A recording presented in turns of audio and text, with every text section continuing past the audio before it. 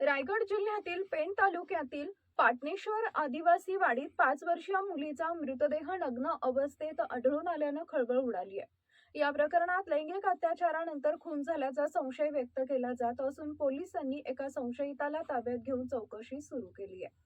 मिळालेल्या माहितीनुसार संबंधित मुलगी सोमवारी रात्रीपासून बेपत्ता होती। कुटुंबीय आणि ग्रामस्थ तिचा शोध घेत असताना मंगळवारी सकाळी पोलिसांना माहिती देण्यात आली।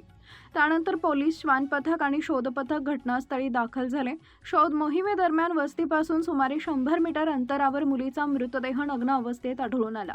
घटनेमुळे परिसरात संतापाचं वातावरण असून दोषींवर कठोर कारवाईची मागणी होती।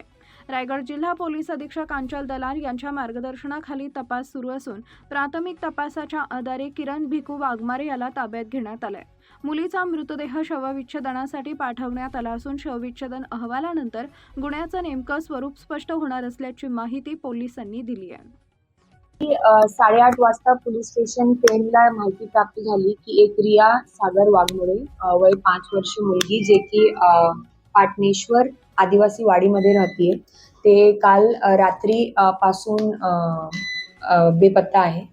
त्याचा पत्ता मिळालेला नाहीये। त्या अनुषंगाने आपली पोलीसची सर्च टीम आणि सोबतच डॉग स्क्वॉड तिथे गेला त्यांचा शोध घेण्यासाठी। सगळे जे आदिवासी वाड्यातले लोक आहेत त्यांनी शोध घेतला आणि तिथून अंदाजन 100 मीटरच्या डिस्टन्सवरती आपल्याला तिची बॉडी नग्न अवस्थेत मिळाली। त्याच्या पोस्टमॉर्टमसाठी बॉडी हॉस्पिटलमध्ये पाठवण्यात आलेली आहे। डॉक्टरांच्या काय कन्क्लुजन आहे ते आपल्याला समजेल। प्रिलिमिनरी माहितीच्या अनुषंगाने आपल्याला याच्यात जे संशयित आहे किरण भिकू वाघमारे त्याला आपण ताब्यात घेतलेला आहे आणि आपल्याकडे आत्ताची स्टेजवरती पण सफिशियंट एव्हिडन्स आहे की हे जे कृत्य आहे खून प्लस जे काही डॉक्टरांचा असेसमेंट असेल ते त्यांनीच केलेलं आहे।